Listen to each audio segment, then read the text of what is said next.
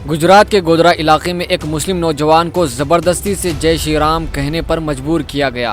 ये शख्स का नाम मोहम्मद आयतुल्लाह है। इन्होंने कहा कि 7-8 लोग मुझे बहुत बुरी तरह से मारा और पीटा और दाढ़ी खींची गई और जय श्री राम का नारा लगा रहे थे और मुझे ज़बरदस्ती से जय श्री राम का नारा लगवाने को कह रहे थे।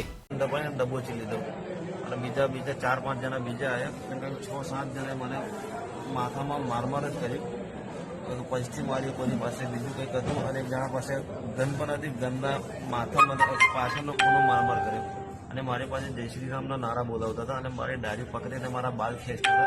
मारा घणा बधा वार खरी गया अत्यारे मारा गजवामां पण छे वार काढ नाख्या लगभग आशी छे घणा वार मारा खेंची नाख्या એટલામાં એક ફરિશ્તા બનીને જાડેજા મેડમ આવી ગયા એમને મને બચાવ્યા આ લોકોના એલામાંથી તો એમને આવી ગયા તો એક મારા જેની પાસે ગન હતી ફટાફટ એમને ગાડી લઈને અને નાશ ભાગી ગયો બીજા 3 જણા તો બરાબર બીજા આજુબાજુ મંખે રહી ગયા અને થોડું ઘણું મોટું હતું કોઈ પણ બચાવતો નહોતા અને તમાશો જોતા હતા અને ઉપરથી મારવા લાગતા હતા। ટોટલ 7-8 જણે મારા પર હુમલો કર્યો।